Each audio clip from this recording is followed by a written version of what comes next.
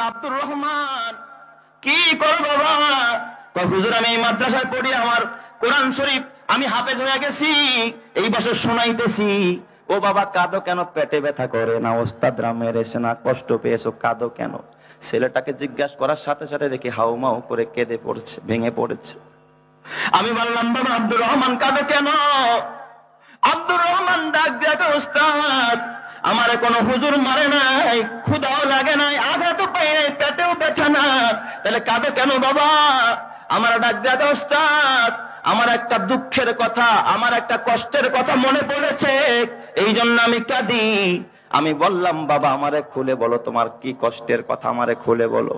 কয় হুজুর আমার বাবা ছিল একজন জেলে, এই ভোলার নদীতে আমার বাবা মাছ ধরতো, জেলে ছিল। গত 7 বছর আগে আমার বাবা নৌকা ডুবে মারা যায় পানির ভিতরে। হুজুর আমার বাবা মারা যায়, আমার বাবার মৃত্যুর 2 বছর পর আমার মা এই নুরানি মাদ্রাসায় আমার ভর্তি করে। আমি এই মাদ্রাসায় পড়ি, আমার মাও বড় অসহায়। আমার মা বাজারে বাজারে হোটেলে হোটেলে পানি দেয়, কলস ভরা ভরা, 1 কলস পানি দিলে 5 টাকা, কেউ 2 টাকা, এটা দিয়ে আমাদের সংসার চলে। হুজুর এই কথা বলে আর চোখের পানি ফালায় কাঁদে। আমার মা খেয়ে না খেয়ে আমার মাদ্রাসায় পড়ে, আমি এতিম, তাই আমার দেখার মতো কেউ নাই।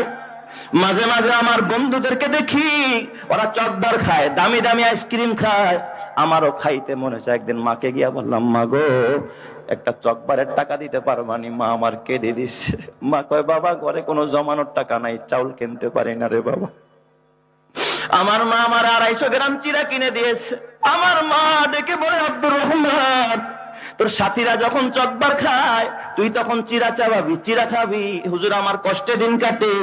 হুজুর আমি এখন কোরআনের হাফেজ হয়ে গেছি, কিন্তু আমার তো আরো একটা বড় কষ্টের কথা, যেটার কারণে আমি এখন কাঁদতেছি। আমি কই কি কষ্ট?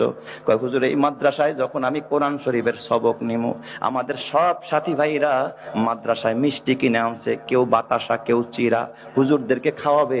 এই সবক উদ্বোধনের দিন ছাত্ররা ওস্তাদদেরকে কি খাওয়ায়? মিষ্টি খাওয়ায়। আমি আমার মাকে ডাক দিয়া বললাম মা, ও মা,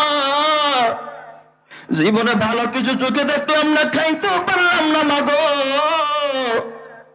ও মা আমার বাবা থাকলে আজকে আমার বাবা মজা নিয়ে আসতো।